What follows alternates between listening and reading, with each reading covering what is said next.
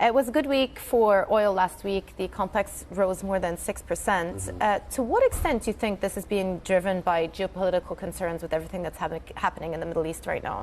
I think very much largely at the moment. If you look since the beginning of the year, we've tracked almost 40 attacks on shipping in the Red Sea. When you look at the impact that that's had on displacing actually, crude on the water, we see about 75 million barrels total that has been rerouted around the Cape of Good Hope, and it's starting to have an impact. We see about a $3 to $4 risk premium that's now in the market. But I think you've got to compare that to what we've seen in terms of risk premiums previously. We've come from mid-2022 or March 2022 when we spiked up to $130 a barrel, and that was all off Russia.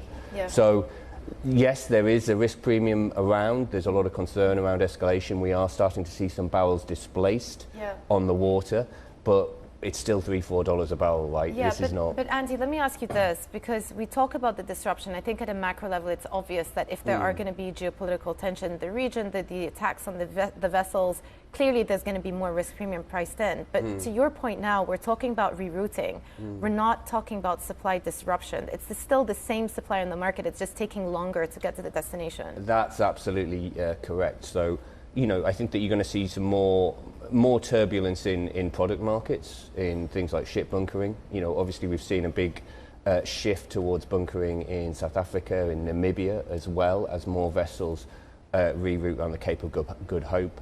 In terms of oil fundamentals, the market is still neutral to bearish, really, ultimately, because you have this huge surplus in terms of OPEC holding back spare capacity, about 5 million barrels a day of spare capacity held in the Persian Gulf. That's Saudi, UAE, Kuwait, the core OPEC Middle East producers.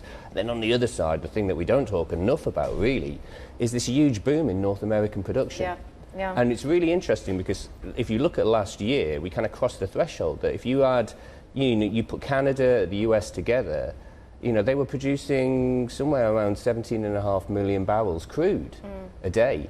That's comparable to the amount of oil that the Gulf was producing. And that's a huge turnaround. You take that back to 2008. So this record production coming out of the US, more US crude flowing onto international markets, it's a major change, and that's putting a cap on prices at the moment.